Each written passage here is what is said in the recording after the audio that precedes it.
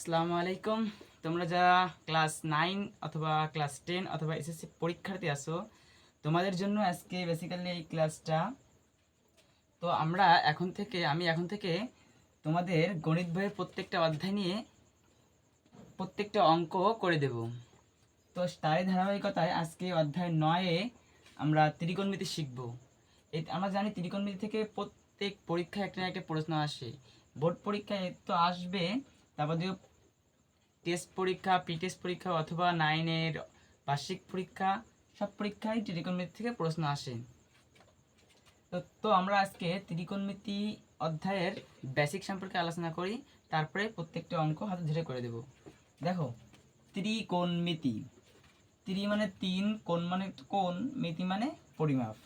অর্থাৎ একটা ত্রিভুজের এই যে তিনটা কোণ আছে, এই তিন কোণের পরিমাপ নিয়ে সম্পর্কিত যেসব অঙ্ক আছে সেগুলো হলো ত্রিকোণমিতির আলোচ্য বিষয়। তো ত্রিকোণমিতিতে আমাদের চারটা জিনিস লাগবে, সেটা 6টা জিনিস পড়া লাগবে। যেমন দেখো, সাইন থিটা, তবে কস থিটা, তারপরে শিখতে হবে tan theta, sec theta, cosec theta এবং কট থিটা। এই 6টা সূত্র লাগবে, তারপরে আরও তো সূত্র আছে। তো এই 6টা সূত্র আমরা কীভাবে মনে রাখবো? এই মনে রাখার সিস্টেমটা হলো একটা সংযোগ। বেসিক্যালি দেখো, সাইন, তাহলে সাইনের ভাই কে? কোসেক। কজের ভাই কে? কজের ভাই সেক। আর ট্যানের ভাই কে? ট্যানের ভাই কট। এই তিনটা যদি মুখস্থ করতে পারো তাহলে 6টা হয়ে যাচ্ছে। মনে রাখো শুধু সাইনের ভাই কোসেক, কজের ভাই সেক, ট্যানের ভাই কট। ট্যানের ভাই কট লাগবে, কট। তো এখন সাইন থিটার সূত্র কি? তাহলে আমাদের ওয়ান বাই দিতে হবে, কিন্তু এই মনে রাখবো 1/। তো সাইনের ভাই কে? কোসেক, তাহলে 1/। কোসেক হবে, বুঝছো? এবার দেখো, কজের থিটা, কস থিটা সমান সমান কি হবে? কজের ভাই কে? সেক, তাহলে 1/। সেক থিটা হবে। এবার ট্যানের ভাই কে? ট্যানের ভাই কে? কট, তাহলে 1/।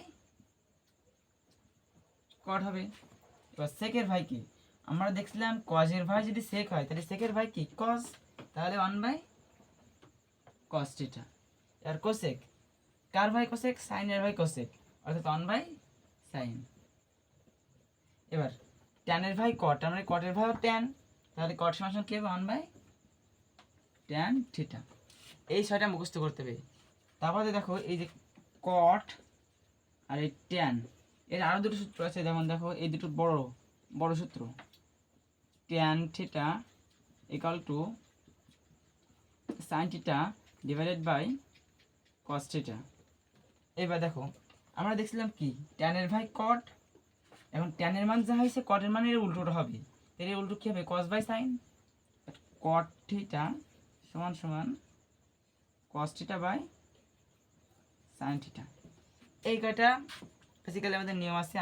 আর কিছু স্কোয়ারের নিয়ম আছে, স্কোয়ারের সূত্র। এবার দেখো, স্কোয়ারের সূত্রগুলো আমি এখানে লিখতেছি। স্কোয়ারের 3টা সূত্র মুখস্থ করলে 9টা সূত্র হয়ে যাচ্ছে। 3টা পড়লে 9টা হয়ে যাচ্ছে। তো 3টা আগে লিখে তারপরে 9টা লিখবানি। দেখো, sine square theta plus cos square theta সমান সমান 1, একটা নিয়ম আমরা জানি। আর একটা নিয়ম আছে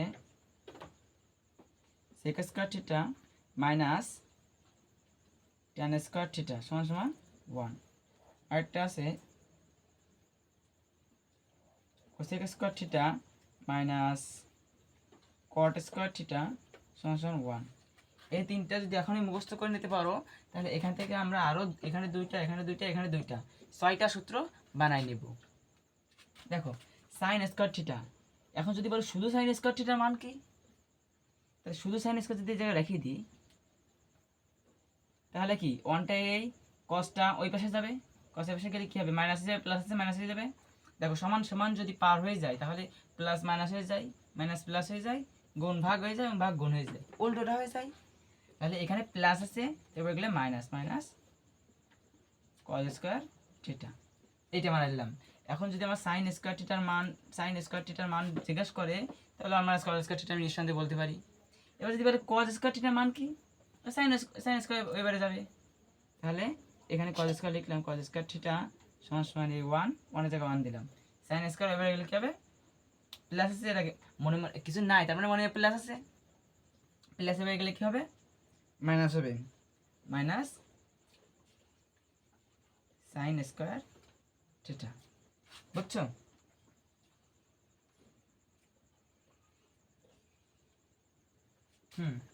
এবার সেক স্কোয়ার থিটা এখানে কি হবে, যদি বলে সেক স্কোয়ার থিটার মানে সূত্র কি, তাহলে বলবো 1 প্লাস tan স্কোয়ার, এই মাইনাসটা ওইবার গেলে প্লাস, দেখো দেখে দিচ্ছি, সেক স্কোয়ার থিটা সমান সমান 1 প্লাস tan স্কোয়ার থিটা।